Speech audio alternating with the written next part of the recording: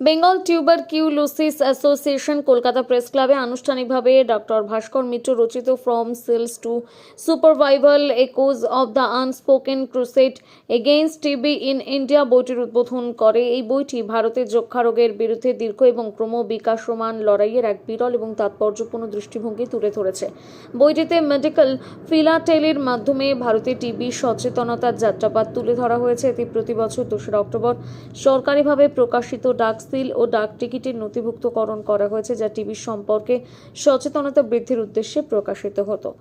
1940 থেকে 2025 সাল পর্যন্ত বিস্তৃত এই ব্যতিক্রমী সময়সীমা জুড়ে বইটিতে টিবি সিলের একটি বিস্তৃত সংগ্রহ সংকলিত হয়েছে, যা একসময় জনস্বাস্থ্যের শক্তিশালী হাতিয়ার হিসেবে কাজ করত এবং দেশের লক্ষ লক্ষ মানুষের কাছে প্রতিরোধ দায়িত্ববোধ এবং আশার বার্তা পৌঁছে দিত। তার হিসেবে তো আপনি পরিষেবা দিয়েই আসছেন, কিন্তু টিবি নিয়ে যেভাবে আপনি একটা কম্পাইলেশন করেছেন এবং এই কম্পাইলেশনের মাধ্যমে আপনি যেটা বিশ্বাস করছেন যে এটাতে আরও অ্যাওয়ারনেস ছড়াবে এবং মানুষের মধ্যে আরও সেই সজাগ হবে মানুষ, সেক্ষেত্রে এটা কি কখনো আগে চিন্তা করেছিলেন যে টিবি নিয়ে এইরকম একটা বই লিখবেন এবং সেটা কোনোদিনও সত্যি সেইভাবে মানুষ সেইটাকে পড়বে, সেটাকে পড়ে আরও সচেতন হবে, আরও সজাগ হবে, এরকম কখনো প্রথম দিকে চিন্তা করেছিলেন? না, একদমই না, একদমই সত্যি কথা। 1990 সাল ক্লাস 4-5 স্কুল থেকে যখন এই স্ট্যাম্পগুলো জোগাড় করতাম, তখন স্ট্যাম্প জমানোরই নেশা ছিল। তখন কখনোই ভাবিনি যে বই লিখব।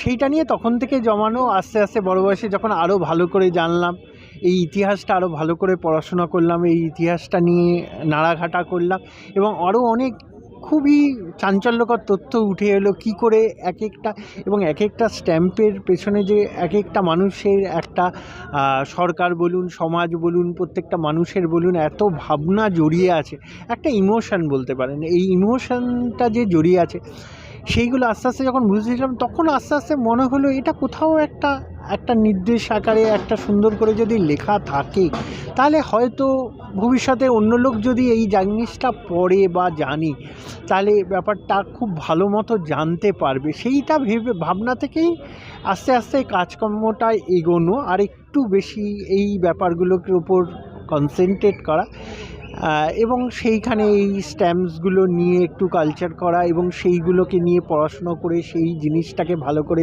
লেখা এবং এইখানে অনস্বীকার্য, প্রথম যখন ইনিশিয়াল কিছু ছোটোখাটো আমরা লেখাগুলো করেছিলাম, সেই লেখাগুলো প্রথম দিকে ছিল, কিন্তু তারপরে যে এটাকে পূর্ণাঙ্গ একটা রূপ দেওয়া যায় এবং দেওয়া উচিত, এই ব্যাপারে এই বেঙ্গল টিউবারকুলোসিসের কর্ণধার, যিনি main chairman sir doctor Ranjan Das, উনি আমাকে খুব এনকারেজ করেন। উনি বলেন যে না, এটাকে তুমি পূর্ণাঙ্গ একটা বই আকারে লেখো, আমরা এই জিনিসটা নিয়ে এগিয়ে যাব, তাহলে ব্যাপারটা একটা ইতিহাসে একটা সুন্দর সংকলন হয়ে থাকবে।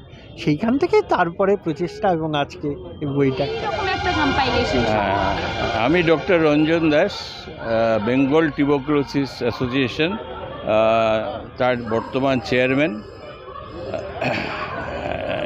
এই বেঙ্গল টিবি অ্যাসোসিয়েশন সম্বন্ধে দু একটা কথা বলে নেওয়া বোধহয় খুব প্রাসঙ্গিক হবে। বেঙ্গল টিবি অ্যাসোসিয়েশন সর্বপ্রথম এটা গঠিত হয়েছিল 1929 সালে, মানে আর 3 বছর পর এটার 100 বছর পূর্তি হবে। তো বোঝাই যাচ্ছে এটা কত পুরনো একটি সংগঠন। এটা নন গভর্নমেন্টাল সোসাইটি। এটা যখন তৈরি হয়েছিল তখন টিবির কোনো ওষুধ ছিল না।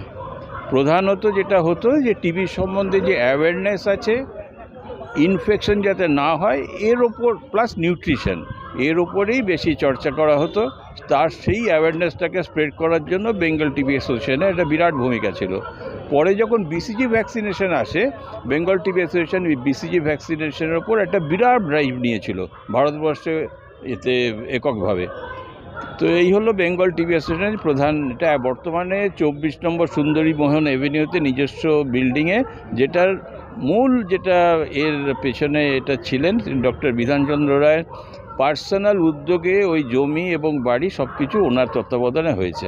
এই হলো এখন এই যে বইটির কথা যেটা বলা হচ্ছে, আমাদের অ্যাসোসিয়েশনের মেম্বার ডক্টর ভাস্কর মিত্র, উনি পেশায় হিস্টোপ্যাথোলজিস্ট এবং একদিন আমার কাছে প্রায় 1 বছর আগে একটি পাণ্ডুলিপি নিয়ে আসে যে স্যার আমি এগুলো করেছি। ওটি দেখে আমি ওটা ওনার কাছ থেকে নিয়ে নিই।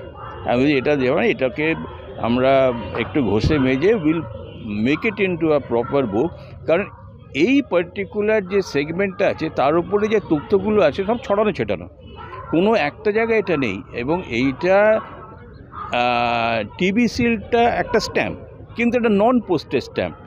এইটা দিয়ে কোনো ডাক টিকিট কোনো চিঠি পাঠানো যাবে না, কিন্তু এটা বিলি করা হয় এবং এটা বেচা হয়। উদ্দেশ্য যে ফান্ডটা আসবে সেটা টিবির কন্ট্রোল, চিকিৎসা, এই ব্যাপারে ওটাকে খরচ করা হবে। এই হলো একটা সাইড। আরেকটা হচ্ছে অ্যাওয়ারনেস। একটা টিবি সিল যখন কেউ কিনবে তার মনে প্রশ্ন জাগবে টিবিটা কী। এই দুটো পারপাসেই এই স্ট্যাম্পটা। আমাদের দেশে টিবি সিল প্রধানত যেটা প্রিন্ট করে tuberculosis association of India. TAI হচ্ছে পেরেন্ট বডি, তার আন্ডারে সব স্টেট অ্যাসোসিয়েশন থাকে। তো বেঙ্গল টিবি অ্যাসোসিয়েশন টিএআই 10 বছর আগে তৈরি হয়েছে, সেটা অন্য ব্যাপার। কিন্তু ওরা যে টিবি সিলগুলো ছাপায় প্রত্যেক বছর ওরা এটাকে ডিস্ট্রিবিউট করলে ভুল হবে, কিনতে হয়।